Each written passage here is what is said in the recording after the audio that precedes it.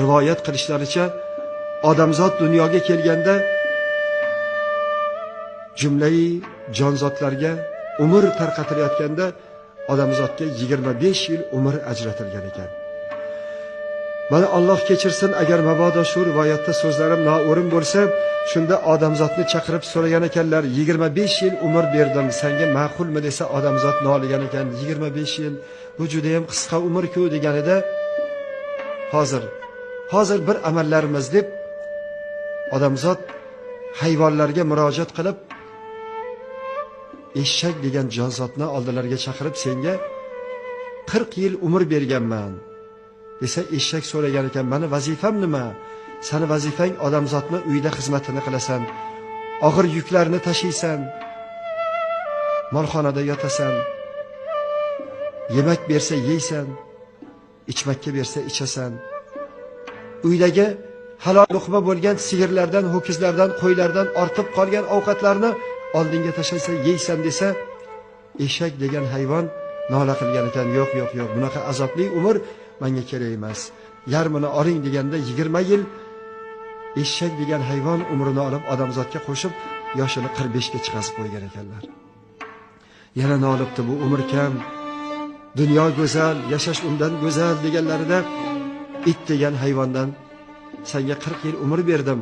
Vazifang uyni qo'riqlaysan, yugurasan, yelasan, kechalari uyqu yo'qsanda, uyni qo'riqlab chiqasan, qorong'i oqshomda darvozani oldida yotasan desa, it noligan ekan, menga bunaqa umrda nima keragi bor?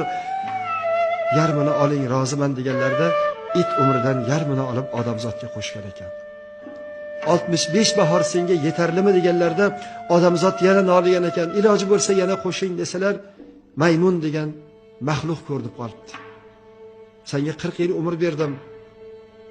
Vazifang daraxtdan daraxtga sakraysan, odamlarga tomosha ko'rsatasan, masxara bo'lasan deganlarda maymun dod devorgan ekan, yo'q, bunaqa hayot kerak emas, umrimni yarmini oling desalar, maymun umrini yarmini olib odamzodga qo'shib keyin aytgan ekanlar, ey inson, 20 yoshinggacha o'zing uchun yashasang, 23 yoshlaringda uylansang, shirin shakar farzand ko'rganingda 26 yoshingdan senga eshakning hayoti boshlanar ekan.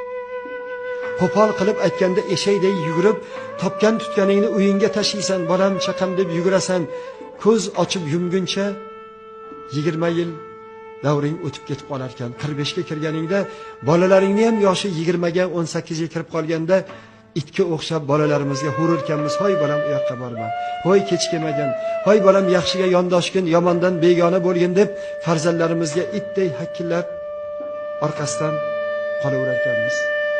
Mana yoshimiz 65 ga kirganda farzandlarimizga insof va tavfiq bersa, rohat farog'atda, agar farzandimiz noqobil bo'lsa, maymun misol masxara bo'lib yasharkanmiz.